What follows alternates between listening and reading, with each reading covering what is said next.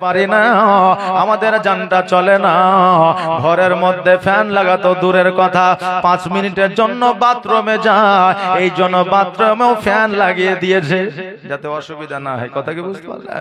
ওরে আমার মা, আজকে বাথরুমে 5 মিনিটের জন্য যাওয়ার জন্য যদি বাথরুমে ফ্যান লাগাতে হয়, আজকে জগতের 60 থেকে 70 বছর 100 বছর বাঁচি, তারপরে আমরা কবরে চলে যাই। যেই কবরে অমর ভর থাকতে হবে, ওই কবরে ফ্যান নাই, পাখা নাই, ওই কবরে আলো নাই, ওই কবরে আপনার জানালা নাই, ওই কবরে আপনার দরওয়াজা না।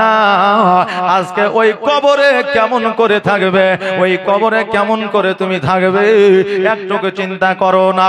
আপনি বলবেন হুজুর গো, ওই কবরে কি আলো হবে না, ওই কবরে কি ফ্যান চলবে না, ওই কবরে কি এসি চলবে না, ওই কবরে কি দরওয়াজার ব্যবস্থা হবে না? আমার রাসূল বলেছেন, তুমি যেটা চাইবা সেটাই হবে, কিন্তু জগতের মধ্যে তোমাকে ভালো কাজ করতে হবে। কি ভালো কাজ করতে হবে? নামাজ পড়তে হবে, রোজা রাখতে হবে, মানুষকে সম্মান দিয়ে কথা বলতে হবে, হালাল রুজি খেতে হবে, তোমাকে সৎ চরিত্রে মানুষ হতে হবে। আর যদি সৎ চরিত্রে মানুষ না হতে পারো, কবরে তুমি কোনোদিনও শান্তি পাবে না। আহারে, কবরের আযাব যদি আমাদের জানা থাকতো, আমরা কোনোদিন আত্মহত্যা করতাম না। কবরের যদি আযাব আমাদের জানা থাকতো, জীবনে আমরা গুনাহ করতাম না। কবরের খবর যদি আমাদের জানা থাকতো, জীবনে কোনোদিন আমরা জিনা করতাম না। কবরের খবর যদি আমাদের জানা থাকতো, জীবনে কোনোদিন আল্লাহ রাসূলের আলোচনা থেকে বিরক্ত থাকতাম না। যখন আপনাকে কবরে শুয়াইয়া দেওয়া হবে, ওই কবরে আল্লাহর ফেরেশতা আসবে, 3টা প্রশ্ন করা হবে, তোমার রবকে, তোমার দিন কি, তোমার ধর্ম কি, 3টা প্রশ্ন করা হবে। এই 3টা প্রশ্নের উত্তর যদি আপনি দিতে পারেন, আপনি সব জায়গায় পরিত্রাণ পেয়ে যাবেন। আর এই 3টা প্রশ্নের উত্তর যদি দিতে না পারেন, আপনি কোন জায়গায় পরিত্রাণ পাবেন না। ওই ফেরেশতার প্রশ্নের উত্তর না দিলে আপনার ওই কবরে এমন বড় বড় সাপ আসবে, ওই সাপে আপনাকে দংশন করবে। যেমন দংশন করবে, একটা গরম তেলের খোলাতে যদি একটা মানুষ বা একটা আপনার মাছকে ছেড়ে দেওয়া হয়, চনমন চনমন করে ওঠে, আর পুড়ে যেন আপনার তামা হয়ে যায়, কয়লা হয়ে যায়। একটা সাপের ছোবলে এত বিষ থাকবে, এত বিষ থাকবে, আপনার শরীরটা আপনার পুড়ে তামা হয়ে যাবে। আমার আল্লাহ তাবারক তাআলা আবার পুনরায় আপনাকে জিন্দা করবে, আবার সাপে দংশন করবে, আবার আপনি পুড়ে ছাই হয়ে যাবেন। এইভাবে আপনার আযাব চলতে থাকবে। যারা সুদ খাবে, যারা হারাম খাবে, তাদেরকে রক্ত পুজের আপনার পুকুরে ফেলে দেওয়া হবে। হেলতে হেলতে যখন পেরেশান হয়ে যাবে, সাঁতার কাটতে কাটতে যখন পেরেশান হয়ে যাবে, তখন ডাঙার দিকে আসার চেষ্টা করবে, কিনারার দিকে আসার চেষ্টা করবে। আল্লাহর ফেরেশতারা মস্ত বড় আপনার পাথর নিয়ে থাকবে, আর ওই ব্যক্তির মাথার উপরে আঘাত করবে। এমন করে আঘাত করবে রে বাবা, তার মাথার মগজগুলো ছিটিয়ে যাবে। আর তার মাথার মগজগুলো যখন ছিটিয়ে যাবে, পুনরায় আবার ওই ব্যক্তিকে জিন্দা করা হবে। জোরে বলেন সুবহানাল্লাহ। বিজল সরকার, সুবহানাল্লাহ, জাযাকাল্লাহ। বিজল সরকার 1000, নাজিরুল এই দেখেন 500 টাকা দান করেছে। বাবাজি ভাইরা, আবার পুনরায় তাকে জিন্দা করা হবে। কারণ হইল কিয়ামত পর্যন্ত কবরের আযাব এইভাবে চলতে থাকবে। জোরে বলেন সুবহানাল্লাহ। ওরে আমার মা বোনেরা, ও আমার ভাই বাপজিরা, আজকে এই কবরকে কি তোমাদের স্মরণ হয় না? মরতে হবে এই কথাটি তোমরা কি ভাবো না? কবরের আযাব সম্পর্কে কি তোমাদের ভয় হয় না? অনেক মানুষ আছে কবরে গেলে দেখা যাবে, কিন্তু কবর বলে শুধু একবার আয়, তারপরে দেখবি কবরের খবর কেমন। জোরে বলেন সুবহানাল্লাহ। কবর মুমিনদের জন্য ভালো, মুমিনদের জন্য ভালো। যারা মুমিন হবে, একটা ওই কবরটা হলো আপনার আযাবের কারখানা। অতএব কবরকে ভয় করুন, আর আল্লাহ রাসূলের পথে চলুন। আমার দয়ার নবী, মায়ার নবী সাল্লাল্লাহু তাআলা আলাইহি ওয়াসাল্লাম বলেছে, বান্দারে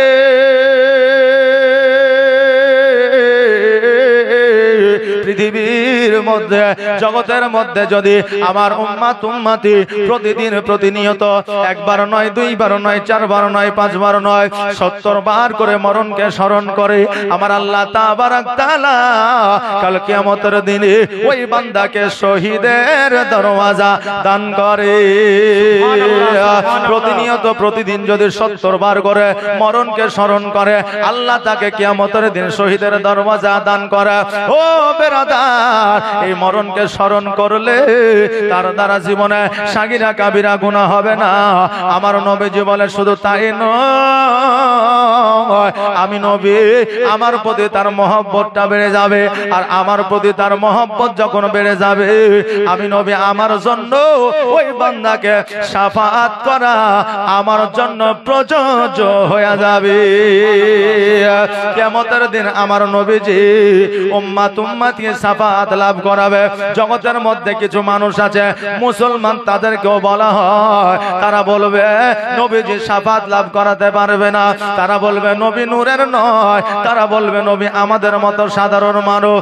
জোরে আওয়াজ দিয়ে বলেন নাউজুবিল্লাহ।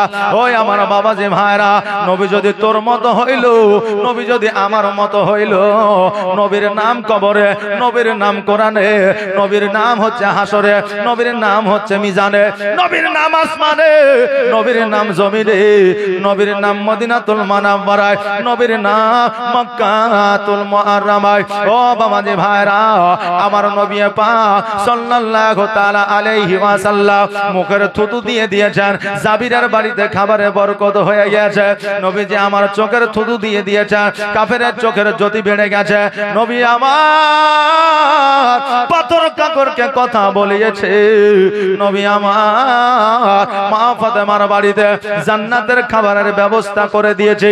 আজকে যারা বলে নবী আমার মতো ছিল, তার কথা তার নিজের ভাই শোনে না, নিজের ভাই তো দূরের কথা, স্ত্রী পর্যন্ত শুনে না। আর ওই বলে নবী আমার মতো ছিল, ইয়ার মতো বেয়াদব জগতের মধ্যে আর দ্বিতীয় খুঁজে পাওয়া যাবে না। যার কথা নিজের বিবি শোনে না, ওই আমার বলে নবী আমার মতো ছিল। আচ্ছা বলেন এর মতো বেয়াদব জগতের খুঁজে পাওয়া যাবে? যাবে না। নবী আমার আলা, নবীর সাথে কারো তুলনা হবে না। এই জন্য কই বলছে আমার সোনার মদিনা, প্রাণের মদিনা, সব ভুলিব কিন্তু তোমায় ভুলতে পারি না, সব ভুলিব কিন্তু তোমায় ভুলতে পারি না, ভুলিনি ভুলবো না, ভুলতে পারি না, সব ভুলিব কিন্তু তোমায় ভুলতে পারি না। ইয়াসরিব নামে তুমি ছিলে অলকনের দেশ, বড়ই মারা তোক যে ছিল আমার, বড়ই মারা তোক যে ছিল তোমার পরিবেশ। ইয়াসরিব নামে তুমি ছিলে অলকনের দেশ, বড়ই মারা তোক যে ছিল তোমার পরিবেশ। নবীর ছোঁয়া লেগে তুমি সোনার মদিনা, নবীর ছোঁয়া লেগে তুমি সোনার মদিনা, সব ভুলিব কিন্তু তোমায় ভুলতে পারি না। আমার সোনার মদিনা, আমার প্রাণের মদিনা, সব ভুলিব কিন্তু তোমায় ভুলতে পারি না। আল্লাহুম্মা সাল্লি আলা সাইয়্যিদিনা মাওলানা মুহাম্মদ ওয়া আলা আলি সাইয়্যিদিনা মাওলানা মুহাম্মদ।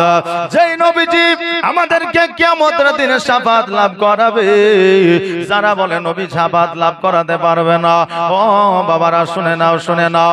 আজ এই বান্দা, যেই উম্মাত উম্মতি ঘোষণা হয়ে যাবে তারা জাহান্নামের মধ্যে যাবে, তাদেরকে জাহান্নামে নিক্ষেপ করা হবে। ওই উম্মাত উম্মতি সকল পয়গম্বরের কাছে যাবে, হযরতে আদম আলাইহিস সালামের কাছে যাবে। আদম আলাইহিস সালাম বলবে জান্নাতে নিয়ে যাওয়ার জান্নাতে নিয়ে যাওয়ার জন্য আমি আদম আলাইহিস সালাম আমার দ্বারা হবে না। হযরতে মুসা আলাইহিস সালামের কাছে যাবে, উনিও বলবেন আমার দ্বারা হবে না।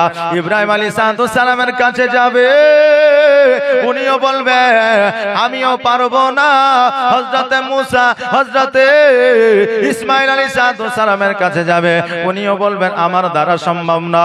মুসা কালিমুল্লাহ বলবে শোনো রে, আজকে তোমরা এক এক করে সকল পয়গম্বরের কাছে যাইতেছ, তবে শুনে নাও শুনে নাও, তোমাদের যদি কেউ শাফাত লাভ করাইতে পারে একমাত্র আখেরি পয়গম্বর মুহাম্মদ রাসূলুল্লাহ সাল্লাল্লাহু তাআলা আলাইহি ওয়াসাল্লাম পারবে, দ্বিতীয় কেউ পারবে না। আমার নবীজির কাছে যাবে, যাওয়ার পরে নবীজিকে বলবে ইয়া রাসূলুল্লাহ, ইয়া হাবিবাল্লাহ, নবী গো, আমাদের স্থান জাহান্নামের মধ্যে হয়েছে, আমাদেরকে শাফাত লাভ করাইতে পারবে? নবী আমার বলবে আনা হালাহা, অবশ্যই আমি শাফাত লাভ করাবো। আমার নবী পাক সাল্লাল্লাহু তাআলা আলাইহি ওয়াসাল্লাম আল্লাহর দরবারে দোয়া করবে, ফরিয়াদ করবে। আল্লাহ বলবে হাবিব গো, জীবনে তোমার দোয়া আমি ফিরায় দিই নাই, কাবা তোমার দোয়া আমি কোনোদিন ফিরায় দিব না। আজকে উম্মতের জন্য যখন দোয়া করেছো, আমি আল্লাহ তোমার সকল উম্মতকে আমি নাজাত লাভ করলাম। জোরে বলেন সুবহানাল্লাহ। জান্নাতে দিয়ে দিলাম। নবী আমার পুলসিরাত পার করাইবে, পুলসিরাত পার করাবার পরে উম্মতিরা বলবে হুজুর গো, আজকে আমরা বড় পিপাসিত, আমাদের কলিজাটা শুকিয়ে গেছে, একটু কি পানি পান করা যাবে না? নবী আমার বলবে তোমরা কি জানো না, আমার আল্লাহ কোরআনুল মাজিদের মধ্যে লিখে দিয়েছে ইন্না আতাইনাকাল কাউসার ফাসাল্লি লিরাব্বিকা ওয়ানহার ইন্না শানিয়াকা হুয়াল আবতার। উম্মতিরা রে, আমার আল্লাহ তাবারাক তাআলা আমাকে কাউসার দান করেছে, আমি যাকে খুশি কাউসার দান করতে পারি। আমার নবীজি সকল উম্মতে কাউসারের পানি দান করবে, যেই পানি মধুর চাইতেও মিষ্টি বেশি, যেই পানি আপনার বরফের চাইতেও শীতল বেশি, যেই পানি আপনার দুধের চাইতেও সাদা বেশি, ওই পানি আমার নবীজি সকল উম্মতিকে পান করাইবে। আর ওই পানি একবার পান করিলে কিয়ামত পর্যন্ত পিপাসা লাগে না। যেই পানি পান করিলে কিয়ামত পর্যন্ত পিপাসা লাগে না, ওই পানি আমার নবীজি পান করাইবে।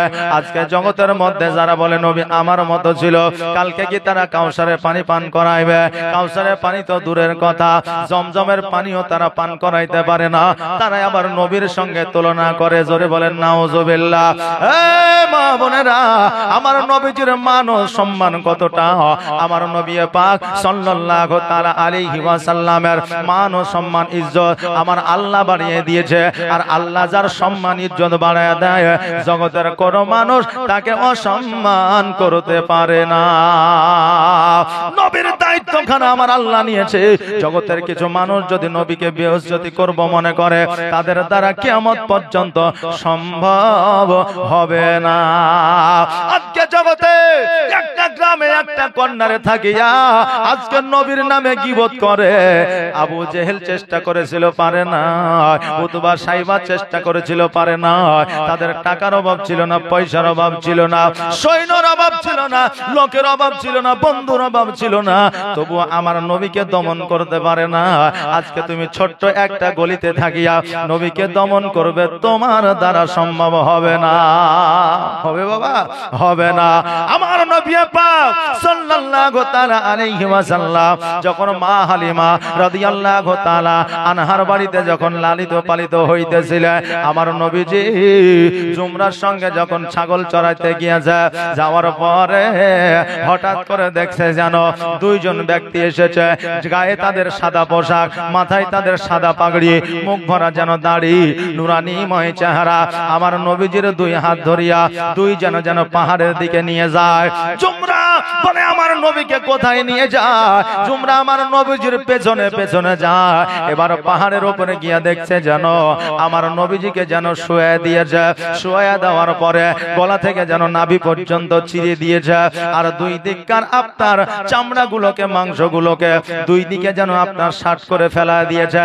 একটা মানুষের যখন হার্ট অপারেশন করা হয় তখন দেখবেন বুকটাকে আপনার কেটে দেওয়া হয়, ওই রকম আমার নবীজির গলা থেকে যেন আপনার নাভি পর্যন্ত কেটে দিয়েছে। জুমরা চিন্তা করে আল্লাহ আমার ভাই মুহাম্মদ আর হয়তো জগতের মধ্যে বেঁচে নাই। জলদি করে মায়ের কাছে যায়, ছুটতে ছুটতে হালিমার কাছে গেলে, যাওয়ার পরে দুই চোখের পানি ছেড়ে দিয়ে বলে, মা আমার ভাই মুহাম্মদ আর বেঁচে নাই। হালিমা বললে, কেন রে বেটা? বলে, মা গো, দুইজন ব্যক্তি আমার নবীকে নিয়ে গেল, পাহাড়ের উপরে নিয়ে যাওয়ার পরে গলা থেকে নাভি পর্যন্ত কেটে দিল। মা দেরি করিও না, দেরি করিও না, জলদি করে চলো গো মা, এতক্ষণ আমার ভাই আর বেঁচে না। যেমন এই কথা বলা, আমার হালিমা তো সাদিয়া রাদিয়াল্লাহু তাআলা আনহা যেন বাবা আপনার দৌড়াতে আরম্ভ করলে, দৌড়াতে দৌড়াতে গিয়া ওই পাহাড়ের দিকে আপনার উঠতে আরম্ভ করলে, পাহাড়ে উঠার পরে দেখছে যেন আমার নবীজি একটা পাথরের উপরে মনটা ভারী করে যেন বসে আছে। হালিমা বলে, বেটা মুহাম্মদ, আজকে জুমরা বলল তোমার বুকটা নাকি চিরে দিয়েছিল, দুইজন ব্যক্তি নাকি এসেছিল। নবী আমার বললে, হ্যাঁ মা। বলে, ও মুহাম্মদ, আজকে তোমার বুকটা যখন কেটে দিয়েছিল এটা কি সত্যি? বলে, হ্যাঁ। বলে, তোমার জামাটা খুলো আমি একবার দেখি। নবীজির জামা মুবারক যখন খুললেন, খোলার পরে বুকের মধ্যে আপনার কাটা তো দূরের কথা, দাগ পর্যন্ত নাই। জোরে বলেন সুবহানাল্লাহ। নবীজির বুকে দাগ পর্যন্ত না।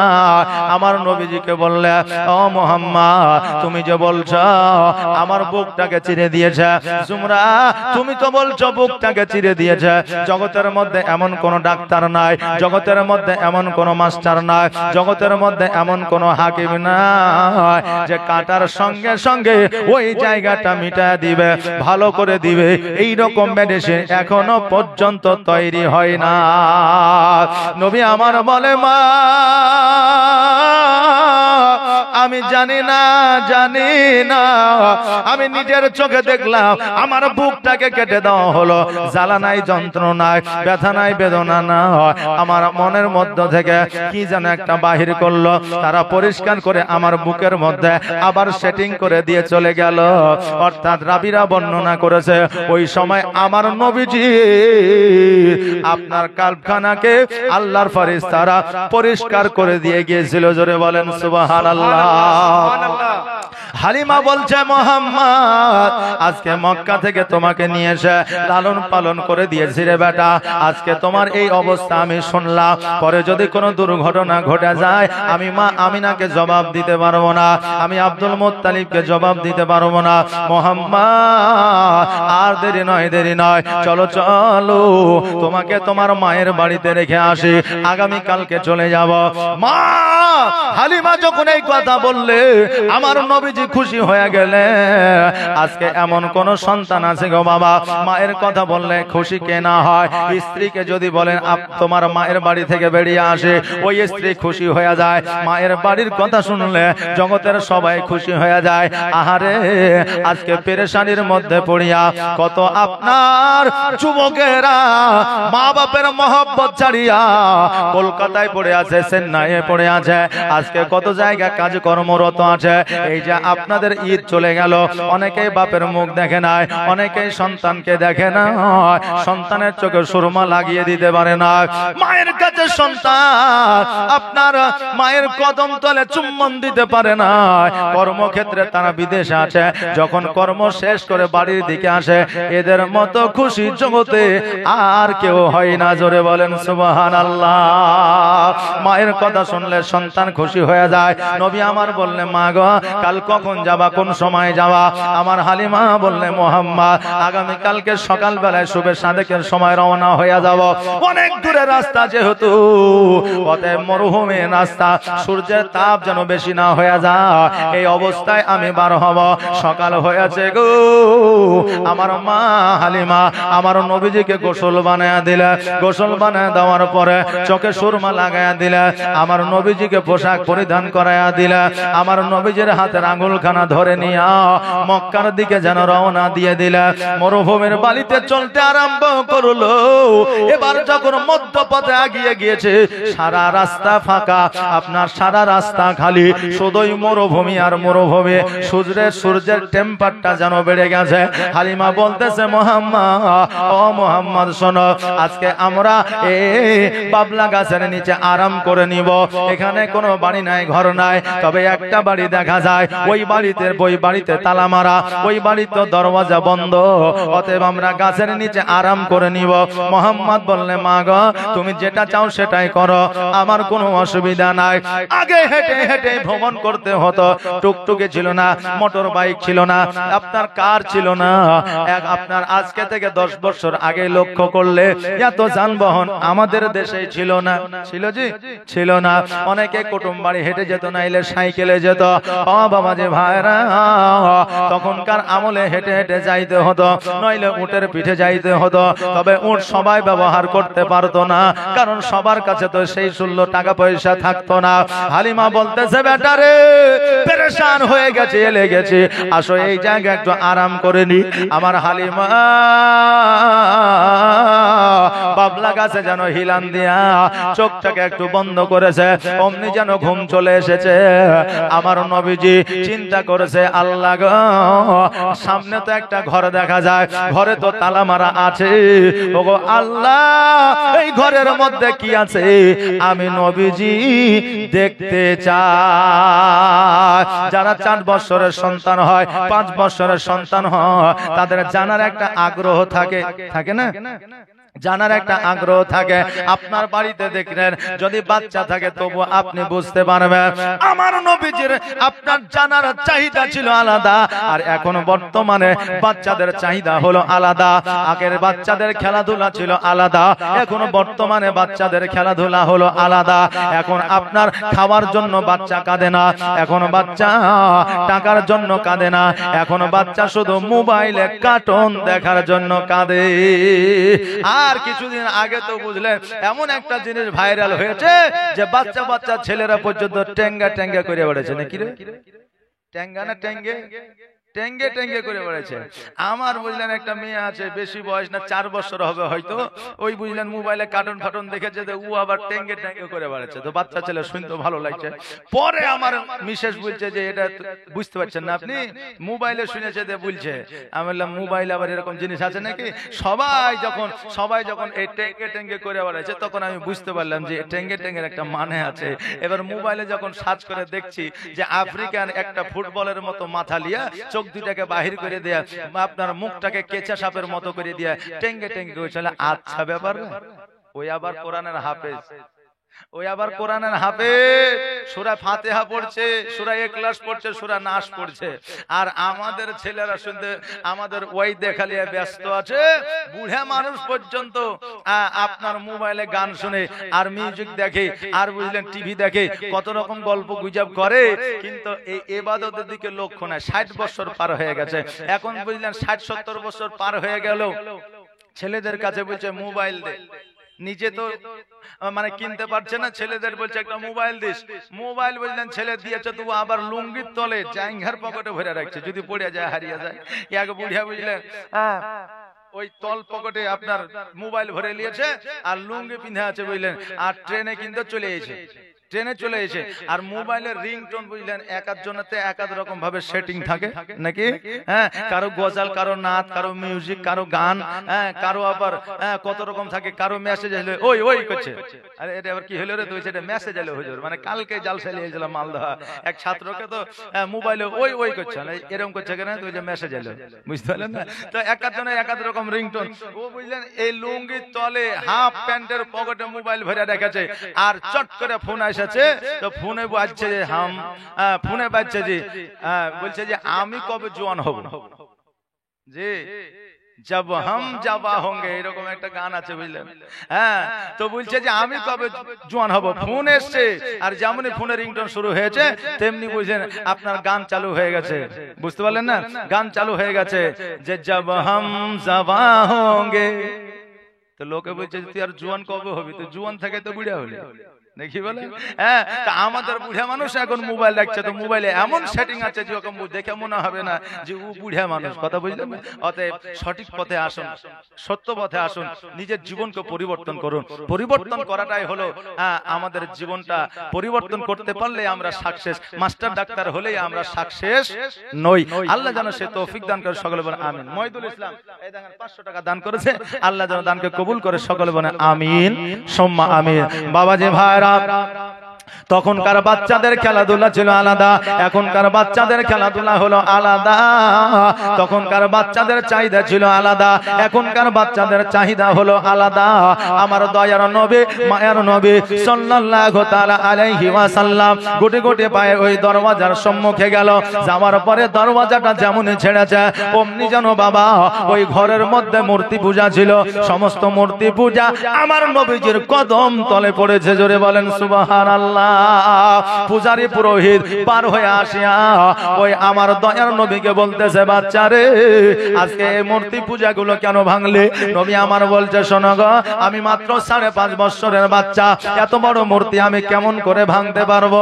আমার দ্বারা সম্ভব নয়। এই মূর্তি পূজাগুলো নিজেই ভেঙে পড়েছে।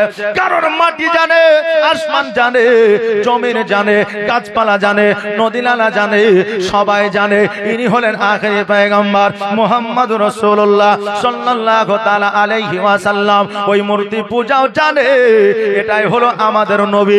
এই জন্য ওই মূর্তি পূজাগুলো ভেঙে গিয়ে আমার নবীর পদতলে পড়েছে। ওই পুরোহিত বলল, শোনো রে, আজকে তুমি বাচ্চা এই মন্দিরে পূজাগুলো ভাঙতে পারবে না, এটাই আমি জানি, কিন্তু গ্রামে গঞ্জের শহরের মানুষ যখন আসবে আমি জবাব দিতে পারবো না। এই জন্য তোমাকে বন্দী করে রাখলাম, ওই মানুষগুলোর সম্মুখে তোমাকে জবাব দিতে হবে।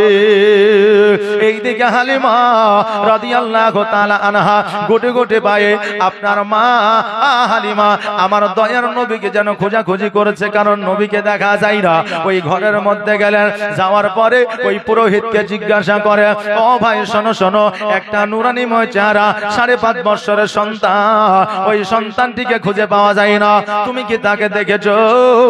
ওই পুরোহিত বলল, আমি একজনকে বন্দী করে রেখেছি, ওই সন্তানটি কি না একবার তুমি দেখে নাও। আমার হালিমা রাদিয়াল্লাহু তাআলা আনহা যখন কোটি কোটি পায়ে আমার নবীজির সম্মুখে গেলে, যাওয়ার পরে বলতেছে, পূজারী এটাই হলো আমার সন্তান মুহাম্মদ, অতএব এই সন্তান মূর্তি পূজা ভাঙতে পারে না। পুরোহিত বলল, না না না, এই সন্তানই ভেঙেছে। আমার হালিমা বলল, শোনো রে, এই বাচ্চাটা হলো সত্যবাদী, এই জন্য তাইফবাসীরা তাকে আল আমিন নামে আখ্যায়িত করেছে। জোরে বলেন সুবহানাল্লাহ। আল আমিন নামের অর্থ হলো আপনার সত্যবাদী। আমার নবীজিকে যেন ছাড়তে চায় না। হালিমা বলল, পূজারী ও পুরোহিত শোনো রে, আজকে এই সন্তানটিকে আমি লালন পালন করি, আজকে মক্কায় যদি পৌঁছায় না দিতে পারি, আমি আব্দুল মুত্তালিবকে জবাব দিতে পারবো না। সঙ্গে সঙ্গে পুরোহিত বলতেছে, কি নাম বললে? বলে আব্দুল মুত্তালিব। বলে তার মায়ের নাম কি আমিনা? বলে হ্যাঁ। তার বাপের নাম কি আব্দুল্লাহ? বলে হ্যাঁ। তার বাড়ি কি মক্কা নগরে? বলে হ্যাঁ। বলে আপনি কি করে জানলেন? বললে, হালিমা রে, আমি তাওরাত ইনজিল জুবুরে পড়েছিলাম, আখেরি পয়গম্বর এই জায়গায় আসবে, এই জন্য আমি পূজারী হইয়া এই জায়গাতে উপস্থিত আছি। আসলে মূর্তি পূজা করার জন্য নয়, নবী যখন আসবে আমি তার হাতে হাত দিয়া কালেমা পড়ে মুসলমান হয়ে যাব, এই জন্য এই জায়গায় আমি বসে আছি। আমার নবীজিকে যায় বলে, হুজুর গো, আমার বড় বেয়াদবি হয়ে গেছে, আমি জানতে পারি নাই, বুঝতে পারি না, অতএব আমাকে ক্ষমা করে দিয়ে আমাকে আপনি কালেমা খানি পড়াইয়া নেন। হালিমা বললে, এখনো তো কালেমা শুরু করে না। ওই আপনার পুরোহিত বলল, শোনো গো, আজকে নবীজি যখন কালেমা দাওয়াত দিবে, ও ততক্ষণ হয়তো আমি বেঁচে থাকবো কিনা কোনো গ্যারান্টি নাই, এই জন্য আমি মুনাফিক হয়ে মারা যেতে চাই না, কাফের হয়ে মারা যেতে চাই না, একজন মুমিন হয়ে জগতের মধ্য থেকে বিদায় নিতে চাই। জোরে বলেন সুবহানাল্লাহ। নবী আমার ওই ওই পুরোহিতের হাত কানায় হাত দিয়া কালেমা তাইয়্যিব পড়ান, লা ইলাহা ইল্লাল্লাহু মুহাম্মাদুর রাসূলুল্লাহ সাল্লাল্লাহু তাআলা আলাইহি ওয়াসাল্লাম কালেমা খানি পড়ে আপনার মুসলমান বায়না নিলে এবার আপনার এই জায়গা প্রশ্ন অনেকেই করবে, অনেকেই করতে পারে, নবী আমার 40 বছর বয়সে নবুয়ত প্রাপ্ত হয়েছে, তখন ইসলামের প্রচার প্রসার করেছে, তার আগে কি ইসলাম প্রচার প্রসার করেছে? নবীজি আমার বাচ্চা থেকে ইসলামের দাওয়াত দেওয়া শুরু করে দিয়েছে। জোরে বলেন সুবহানাল্লাহ। কারণ মক্কাবাসীরা নয়, মদিনাবাসী আরববাসীরা জানতো তাওরাত ইনজিল জুবুরে পড়েছিল আব্দুল্লাহর ঘরে একটা সন্তান আসবে, মা আমিনার ঘরে একটা সন্তান আসবে যে ইসলামের প্রচার প্রসার করবে। এই জন্য আমার নবীজির চারিদিকে দুশমনে দুশমন ছিল। জোরে বলেন সুবহানাল্লাহ। নবী 40 বছর বয়সে নবুয়ত প্রাপ্ত হয়েছে ঠিকই, কিন্তু নবী আমার আখেরও নবী ছিলেন, আপনার শেষেও নবী ছিলেন। জোরে বলেন সুবহানাল্লাহ। ওই নবীজি আপনার কালেমা পড়া মুসলমান বানায় নিলেন। মা হালিমা রাদিয়াল্লাহু তাআলা আনহাকে সঙ্গে করে নিয়ে জানো আপনার মক্কার মধ্যে পৌঁছে গেলেন। মা আমিনা রাদিয়াল্লাহু তাআলা আনহার কাছে উঠে দিলেন, আমিনা তোমার সন্তানকে আমি নিয়ে আসলাম, তোমাকে উপহার দিয়ে দিলাম, তোমার হাওলাতে লাগিয়ে দিলাম। অতএব আমিনা যদি কোনো প্রয়োজন হয়, যদি কোনোদিন মুহাম্মদকে আমার বাড়িতে পাঠাও, আমাকে একবার খবর দিয়ে দিবে, আমি নিজে আমার মোহাম্মদকে সঙ্গে করে নিয়ে যাব, আমি পুনরায় লালন পালন করে দিব। কারণ হইল ভালো জিনিসের গুণ যারা পাবে তারা খারাপ কখনো নিবে না, নিবে না। কারণ আমার নবীজিকে যখনই পাঠাইতেন হালিমার বাড়িতে, তখনই হালিমা অ্যাকসেপ্ট করতেন। কারণ হালিমার বাড়িতে যখন আমার নবী গিয়েছিলেন, হালিমার বাড়িতে আল্লাহ রহমত বর্ষিত করেছিলেন, খেজুর গাছে খেজুর ধরেছিল, ছাগল বকরিতে দুগ্ধ দিতে আরম্ভ করেছিল, হালিমার অসুস্থতা দূর হয়ে গিয়েছিল, হালিমার বাড়িতে বরকত হয়েছিল। এত কিছু সাবসিডি যদি পায় তবে বলে কে এমন আছে জগতের মধ্যে যে আমার নবীকে নিবে না? হালিমা বলল, আমি না, যদি কোনোদিন প্রয়োজন হয়, যদি কোনোদিন দরকার হয় আমাকে বলবে, আমি নবীকে নিয়ে গিয়ে লালন পালন করে দিব, কোন রকমের অসুবিধা হবে না। আমার আমিনা রাদিয়াল্লাহু তাআলা আনহা বললে, হালিমা বোন রে, আজকে 6 বছর পরে, 5 বছর পরে আমার কলিজার টুকরাকে আমি আবার পুনরায় আমার বুকে পেয়েছি। অতএব এখন আর আমার নবীকে কোথাও পাঠাবো না। যাও যাও হালিমা, বাড়ি গেলে জলদি করে চলে যাও, কারণ হইল অনেকটা পথ, আর যদি না যাও তুমি আমার বাড়িতে থেকে যাও। হালিমা বলল, বোন রে, আমার এই জায়গায় থাকা যাবে না, এই জন্য থাকা যাবে না, আমার বাড়িতে আমার একটা সন্তান আছে। হালিমাই বলে, মা আমিনার কাছ থেকে বিদায় নিয়ে আমার হালিমা যেন তাইফের দিকে রওনা হইলে, আমার নবীজি যেন বাবা এবার বাড়ি থেকে বাইরে বের হয়েছে, ছেলেরা বাচ্চারা খেলাধুলা করতেছে, নবী আমার যেন দেখতেছে। আর সন্ধ্যাবেলা ওই বাচ্চাদের বাবা এবং মা আসিয়া ওই বাচ্চাদের যেন ডেকে ডেকে বাড়ি নিয়ে যায়। নবী আমার একটা জিনিস লক্ষ্য করলে, ওগো আল্লাহ, আজকে যে বাচ্চারা খেলাধুলা করতেছিল তাদের বাপ এসে সেই বাচ্চাগুলোকে নিয়ে গেল, কিন্তু আল্লাহ গো, আজকে আমার 5.5 বছর বয়স হলো, 6 বছর বয়স হলো, ওগো আল্লাহ, আমার আব্বাকে তো আমি কোনোদিন দেখি নাই, আমার আব্বা কোনোদিন আমাকে কোলে নেয় নাই, আমার আব্বা আমাকে কোনোদিন গোসল বানায়া দেয় নাই, আমার আব্বা কোনোদিন আমাকে নিতে আসে না। আল্লাহ গো, আমি আমার মাকে জিজ্ঞাসা করব, আমার আব্বা কেন আসে না, আমার আব্বা কেন কোলে নেয় না, আমার আব্বা কেন আমার কপালে চুম্বন করে না, আমার আব্বা কেন আমাকে গোসল বানায়া দেয় না, আমি মাকে গিয়ে জিজ্ঞাসা করব। নবী আমার গুটি গুটি পায়ে বাড়িতে আসলে, আসার পরে মাকে জিজ্ঞাসা করে বলে, মা সকলের আব্বাকে দেখা যায়, সকলের সন্তানকে কোলে উঠে নিয়ে যায়, কিন্তু আমার আব্বা কেন আসে না? যেমন এই কথা বলারে বাবা, আমার মা আমিনা রাদিয়াল্লাহু তাআলা আনহা অমনি যেন অঝর নয়নে কান্না করতে আরম্ভ করেছে। কেন কান্না করছে?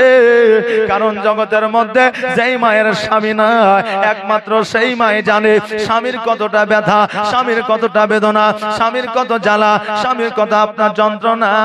ওই স্বামীর মর্ম ওই মা আপনার মহিলাই বোঝে। যাদের স্বামী আছে তারা স্বামীর কদর বোঝে না। যাদের স্বামী আছে তারা স্বামীর কদর বোঝে না। আপনি বলবেন হুজুর গো, তারা স্বামীর কদর কেমন করে বোঝে না? স্বামীর কদর যদি বুঝতো, স্বামীকে গালাগালি দিত না। স্বামীর কদর বুঝলে স্বামীর কথা অমান্য করতো না। স্বামীর কথা, স্বামীর গুরুত্ব যদি বুঝতো, স্বামীর সংসার ছেড়ে বাপের বাড়ি যাইতো না।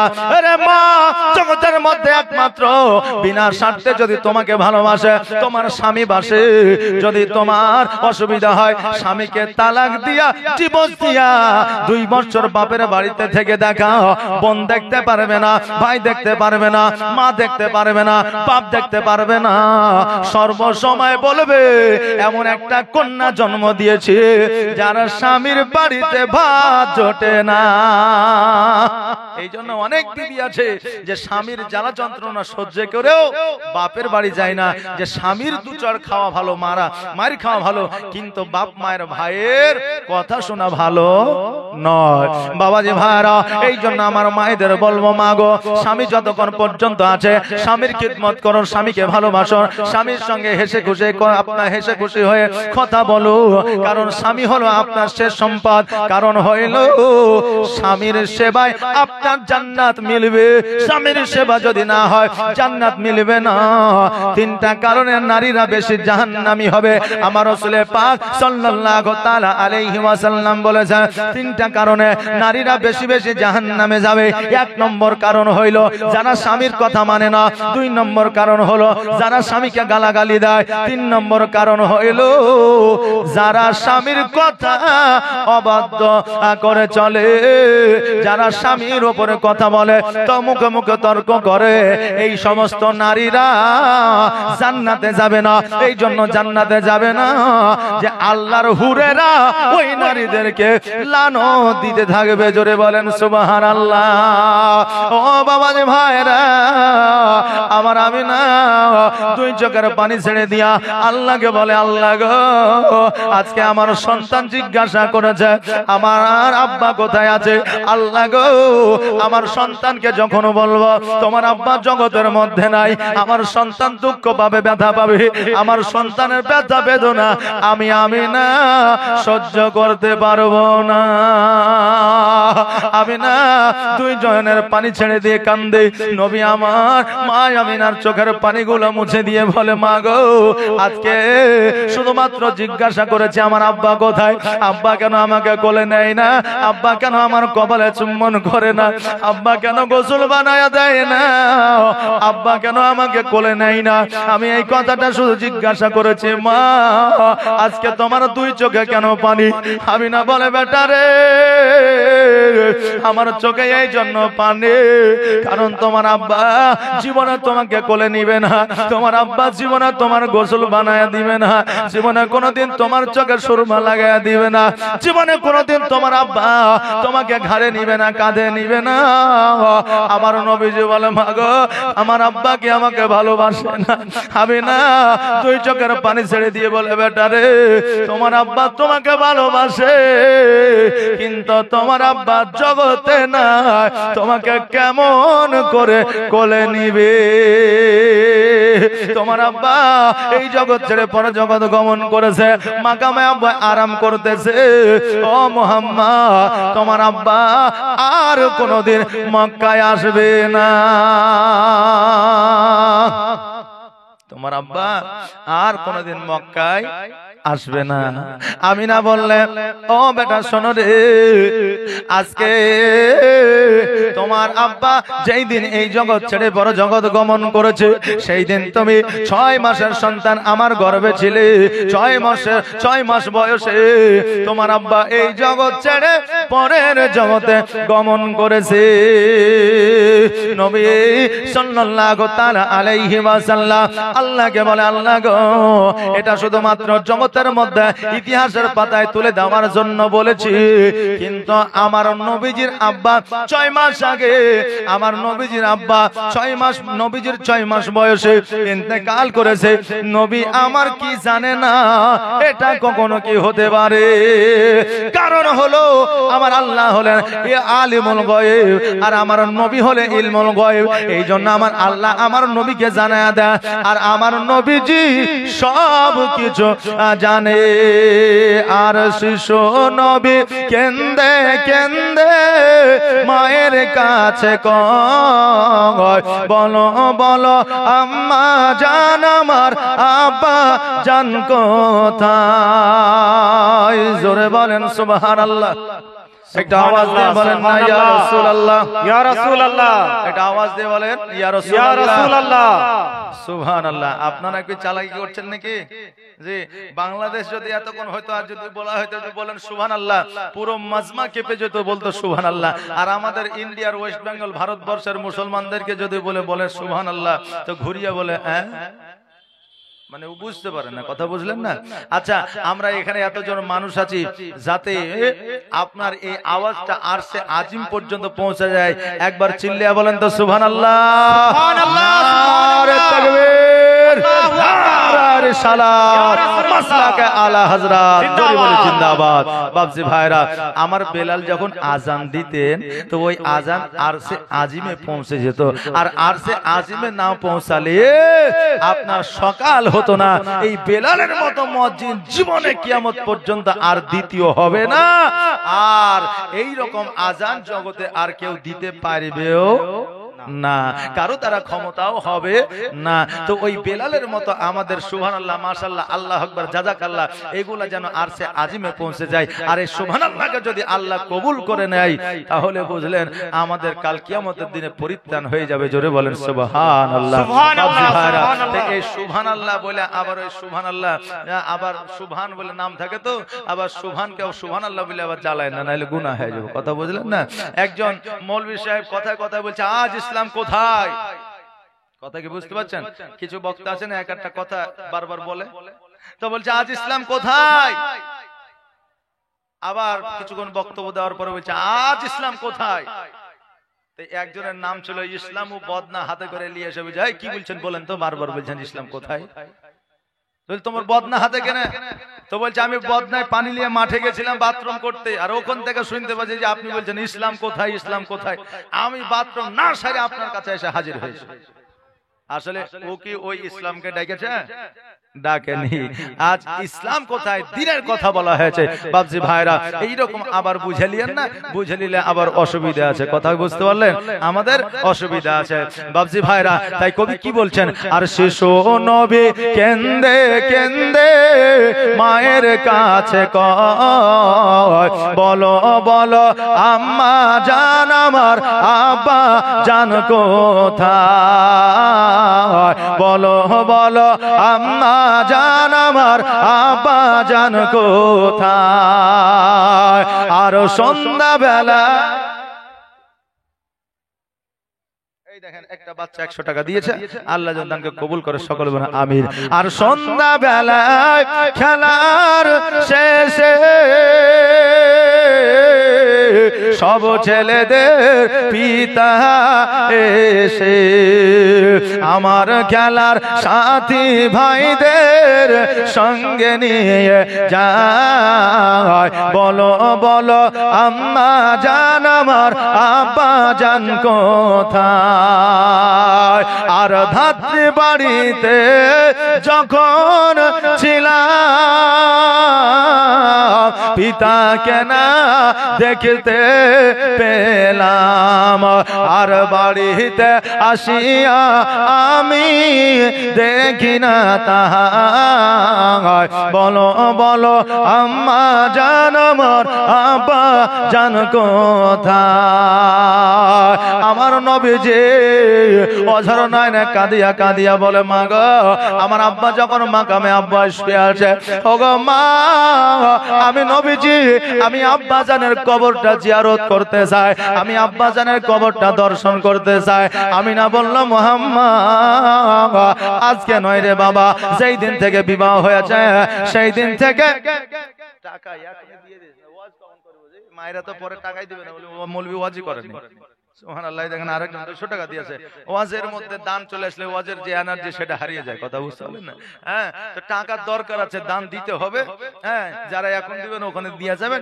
আর আমি টাকা যখন চাহাবো তখন দিয়েন জি আর যারা অগ্রিম দিব মনে করবেন যে চলে যাব তো ওখানে দিয়ে দিবেন হ্যাঁ সুবহানাল্লাহ এই দেখেন টিভিএস এর একটা চাবি হারিয়ে গেছে এখানে নাম রাখা আছে রকিবুর রহমান চাবিটা এসে নিয়ে যাবেন সুবহানাল্লাহ মাশাআল্লাহ দরবার আল্লাহুম্মা সাল্লাল্লাহু সাইয়্যিদানা মাওলানা মুহাম্মদ আমিনা বলে বেটারে আজকে শুধু নয় যেই দিন থেকে আমার বিবাহ হয়ে যায় সেই দিন থেকে আমি জীবনে কোনোদিন তোমার আব্বা জানের বাড়ি থেকে বাইরে হয় না জীবনে কোনোদিন মক্কায় যায় না জীবনে কোনোদিন মদিনায় যায় না মুহাম্মদ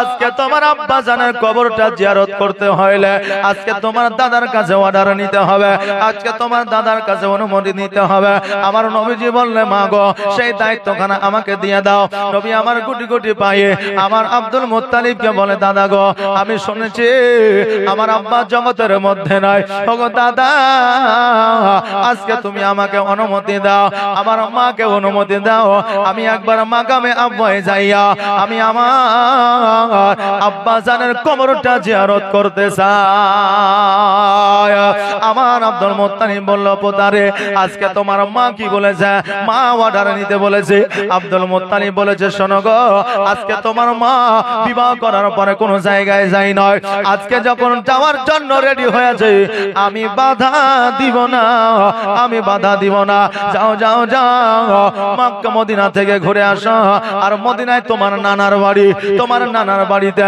তোমার নানার সঙ্গে সাক্ষাৎ করিয়া মাকামে আব্বা দর্শন করিয়া পুনরায় মক্কা ফিরে আসবে আগামী কালকে একজন দাসীকে লইয়া তুমি চলে যাও সকাল বেলা আমি না যখন আমার নবীজিকে নিয়ে বার হবে আব্দুল মুত্তালিব কাবা ঘরে হিলান দিয়া যেন ডুকরে ডুকরে কাঁদতে আসে আমি না বলতেছে মা আমি না বলতেছে আব্বা গো আজকে আপনি এইভাবে কেন কান্দে আপনি যদি যেতে বারণ করেন আমি যাব না অতএব আপনার কান্না আমার সহ্য হয় না আব্দুল মুত্তালিব বলে মা রে আজকে তুমি চলে যাচ্ছ বলে কাঁদি না আমার নবীর মহব্বতে কাঁদি এক সপ্তাহ বেশি তুমি থাকিও না রে মা কারণ এক সপ্তাহ বেশি থেকে গেলে আমি নবীকে দেখতে পাবো না আর নবীকে দেখতে না পাইলে আমি আর জীবনে বাঁচবো না অতএব এক সপ্তাহ বেশি করিও না যাও যাও যাও তোমার আব্বাকে বিয়ের পরে তুমি দেখো না তোমার মাকে তুমি তোমার বিয়ে করার পরে দেখো না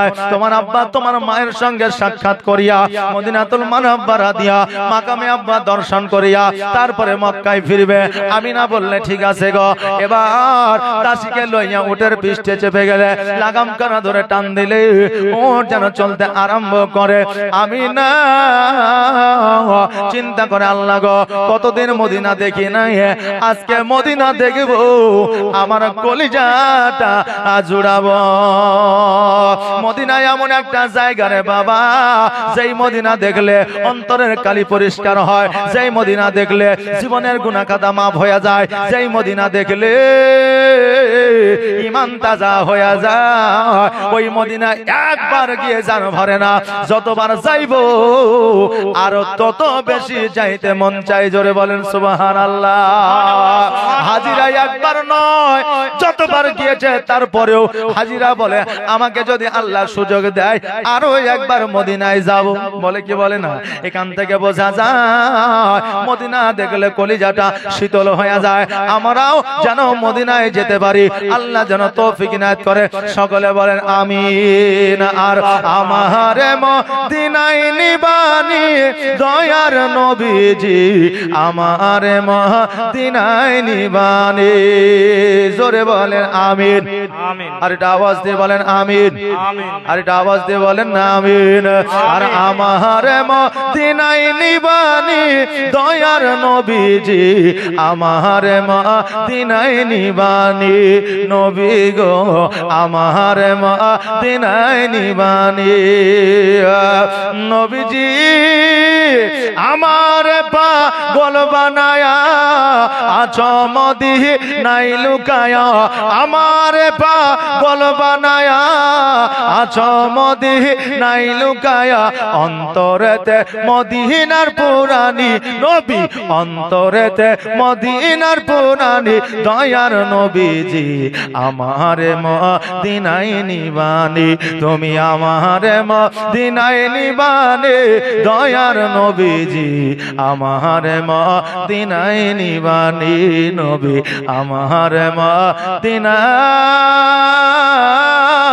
নিবানি। আমার মায়া আমিনা নবীজিকে সঙ্গে করে লইয়া মদিনাতুল মুনাওয়ারার দিকে অগ্রসর হয়ে গেলেন।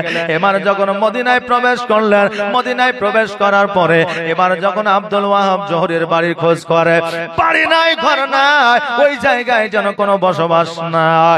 আমিনা রাদিয়াল্লাহু তাআলা আনহা অনেকক্ষণ ধরে ওই জায়গায় দাঁড়িয়ে আছে।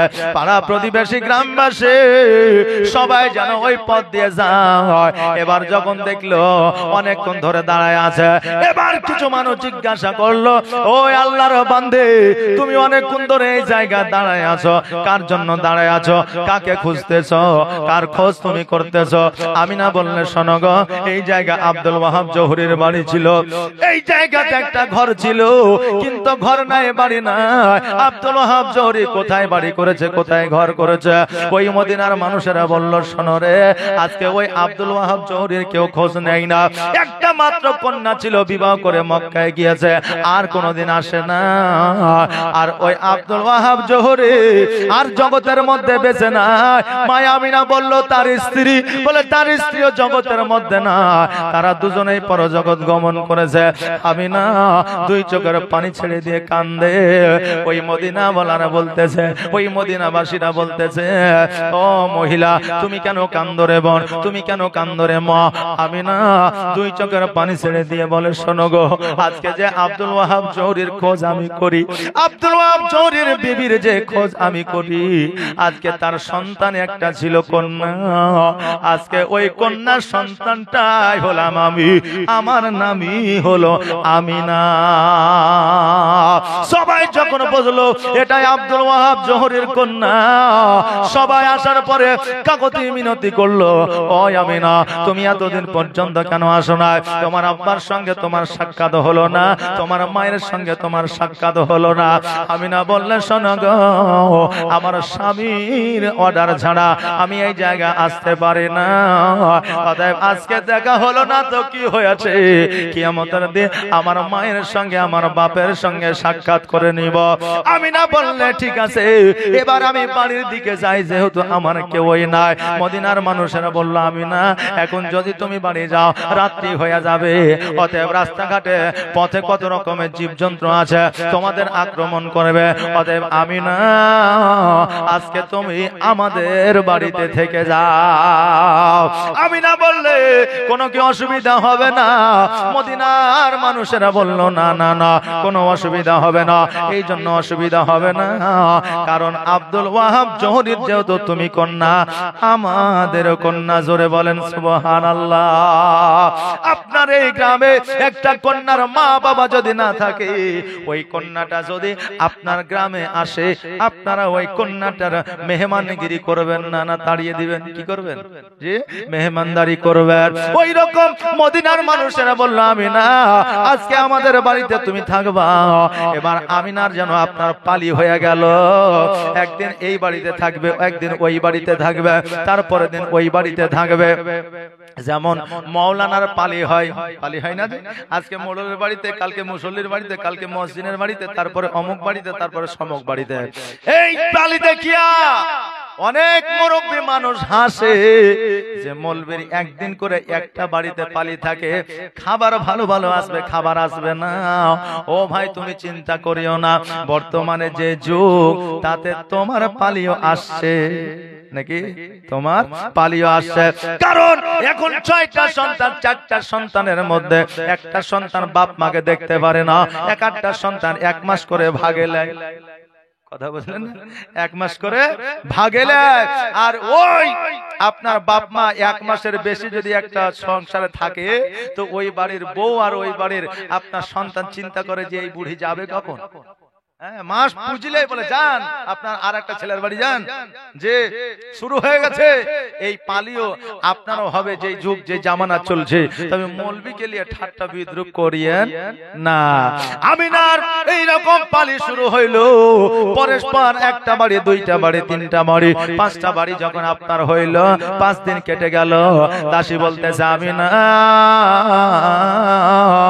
ও আমিনা শোনো রে, আমার আব্দুল মুত্তালিব 7 দিনের বেশি যেন না হয় বলেছে। 5 দিন হয়ে গেল, আর দেরি নয়, দেরি নয়, চলো চলো আমরা মক্কার দিকে রওনা হয়ে যায়। আমিনা বলল, দাসী রে, যখন মক্কার দিকে রওনা হতে হবে আর দেরি করব না। উটের পৃষ্ঠে চেপে গেল। উটের পৃষ্ঠে চেপে যাওয়ার পরে আমিনা একবার মদিনার দিকে তাকায়, একবার সামনের দিকে তাকায়, একবার মদিনার দিকে তাকায়, একবার সামনের দিকে তাকায়। এই জন্য তাকায় রে বাবা, মানুষ জীবনে 3টা জিনিস বলতে পারে না। যতই টাকাওয়ালা হোক না কেন, যতই আপনার ব্যারিস্টার প্রফেসর হোক না কেন, যতই আপনার দেশের বাইরে থাকুক না কেন, 3টা জিনিস মানুষ বলতে পারে না। 1 নম্বর হলো মওত, 2য় নম্বর হলো পিতামাতা, 3য় নম্বর হলো নিজের জন্মভূমি। জোরে বলেন সুবহানাল্লাহ। এই 3টা জিনিস বলতে পারে না। যেহেতু জন্মভূমি মায়ের দেশ, বাপের দেশ, মা বারবার ঘুরে দেখে। আমিনা 2 চোখের পানি ছেড়ে দিয়ে বলে, মদিনা আমার আর এই জায়গায় আসা হবে কি হবে না, আজকে শেষবারের মতো তোকে দেখে নিলাম। জোরে বলেন সুবহানাল্লাহ।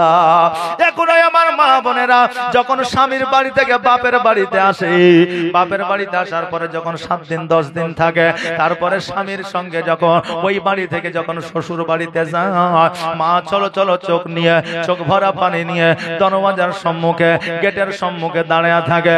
সন্তান কন্যা স্বামীর মোটর সাইকেলে উঠিয়া ওই কন্যাও কিন্তু কাঁদতে আরম্ভ করে, চোখে জল নিয়া মা বলে, বেটি আবার আসিস। তখন ওই কন্যা বুক ভরা ব্যথা নিয়ে বলে, মা আসতে বলো, এগুলো ভালোবাসা নয়। যদি ভালোবাসা থাকতো এত সহজে এত তাড়াতাড়ি বিয়ে দিত না।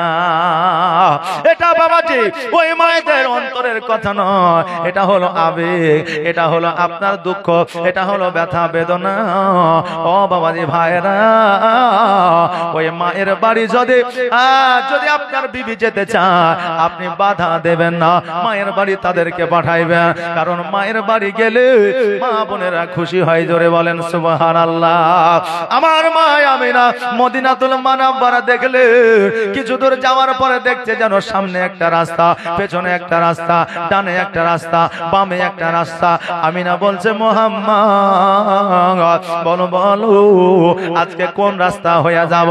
নবী আমার বলে, মা গো কোন রাস্তা হয়ে এসেছি? বলে, ডান দিকে রাস্তা হয়ে এসেছে। নবী আমার বললে, এবার বাম দিকে রাস্তা হয়ে যাব। কারণ বাম দিকে রাস্তা এই জন্য যাব, বাম দিকে রাস্তায় গেলে মাকামে আবওয়া পাবো, আর মাকামে আবওয়া পাইলে আমি আমার আব্বা জানের কবরটা দর্শন করব। আমার মা আমিনা দাসীকে বলল বামে রাস্তা দিয়ে চলো। এবার উঠকে বাপের রাস্তা দিয়ে চলতে বললো। এবার বামে রাস্তা দিয়ে চলতে আরম্ভ করলো। এবার কিছু দূর যাওয়ার পরে ওই মাকামে আব্বাই পৌঁছালো। মাকামে আব্বাই পৌঁছার পরে উটের পৃষ্ঠে থেকে যেমনই নেমেছে অমনি যেন কোথা থেকে উড়ে আমিনার গায়ে জ্বর চলে আসলো। আমিনা যেন চলতে পারে না, আমিনা যেন কিছু বলতে পারে না, আমিনা যেন হাঁটতে পারে না। আমিনা বলতেছে মুহাম্মদ, ও বেটা শোনো, আমি এই জায়গায় বসে একটু আরাম করে নি, তুমি তোমার আব্বা জানের কবরটা দর্শন করে আসো। এই জন্য আমিনা সন্তানকে বলবে না আমার কষ্ট হয়, ব্যথা হয়, বেদনা হয়। কারণ হইল আমিনা যদি বলে আমার কষ্ট হয়, আমার নবী কষ্ট পাবে, আর আমার নবী কষ্ট পাইলে আমি আমিনা সহ্য করতে পারবো না। আল্লাহ আমার যতই কষ্ট হোক না কেন আমার নবীকে বুঝতে দিব না। এখনো জগতের মধ্যে এরকম মায়া আছে, নিজের কষ্ট হয় কিন্তু সন্তানকে কষ্ট দেয় না, নিজের ব্যথা হয় কিন্তু সন্তানকে ব্যথা দেয় না। এইরকম মা জগতের মধ্যে আছে। আর জগতের মধ্যে আমরা এমন সন্তান আছি যে মা বাপের ব্যথা আমরা বুঝতে চাই না, বুঝতে পারি না। আমার নবীজি বললেন মা আজকে তুমি এই জায়গায় বসে গেলে মা তোমার কি কোনো কষ্ট হয়, ব্যথা হয়, বেদনা হয়? আমিনা বললে বেটারে আমার কোনো কষ্ট হয় না, আমার কোনো জ্বালা যন্ত্রণা হয় না, তুমি তোমার আব্বা জানের কবরটা দর্শন করে আসো। আমার নবীজি বুঝতে পারলেন, জানতে পারলেন আমার আমিনা মা যদিও কিছু না বলে আমার মায়ের নিশ্চয়ই কষ্ট হয়। অতএব আল্লাহ গো আমার মা আমাকে বুঝতে দেয় না, মায়ের কষ্ট হয় কিন্তু আমাকে বুঝতে দেয় না। আমার মা আমিনাকে ডাক দিয়া আমার নবীজি বলে মা গো 6 মাস বয়সে আমার আব্বা আমাকে এতিম করে জগতের মধ্য থেকে বিদায় নিয়ে ওই কবরের মধ্যে শুয়ে আছে গো মা। আজকে আমার আব্বা ফাঁকি দিয়ে গেছে, আমার আব্বার মতো তুমিও যেন ফাঁকি দিও না। আমি না 2 চোখের পানি ছেড়ে দিয়ে কান্দে আর আমার নবীজিকে বুকের মধ্যে জড়ায়া ধরে হাউমাউ করে কান্দে গো। আমার নবীও কান্দে। আমার নবী বলে মা তুমি আজকে এইভাবে কান্দো কেন? তোমার মনের যন্ত্রণা আমাকে বলো না, তোমার মনের ব্যথায় আমাকে বলো না, তুমি শুধু কাঁদো গো মা। আজকে তুমি কি আমাকে ছেড়ে চলে যাবে মা? আমি না বললো বেটারে আমি যতক্ষণ পর্যন্ত আছি ততক্ষণ পর্যন্ত তোমাকে ছেড়ে যাব না।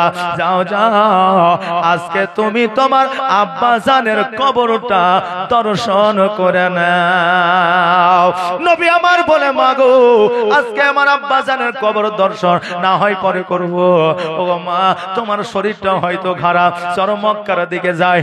আমি না বললো বেটারে আজকে তোমার আব্বা জানের কবরটা জিয়ারত করতে এসেছো, অতএব তোমার আব্বার কবরটা জিয়ারত করো। আমি এই জায়গায় একটু আরাম করে নি। কখন কার মত হবে কেউ বলতে পারবে না।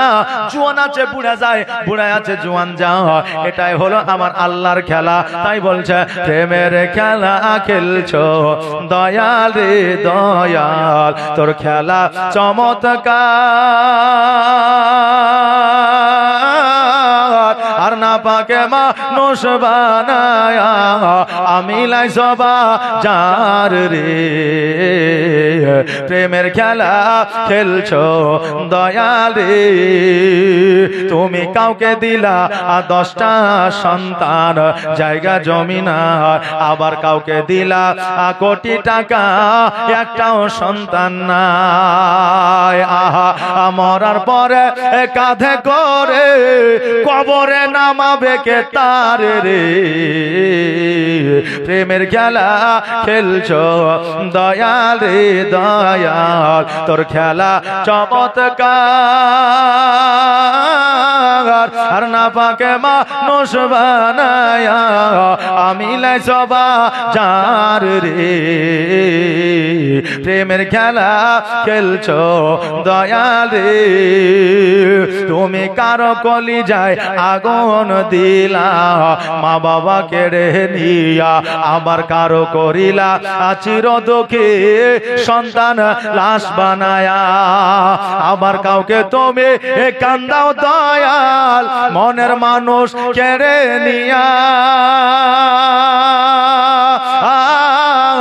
আবার কাউকে অল্প বয়সে রাখলে তুমি আবিধ বাবা নায়ারে প্রেমের খেলা খেলছো দয়াল রে দয়াল তোর খেলা চমৎকার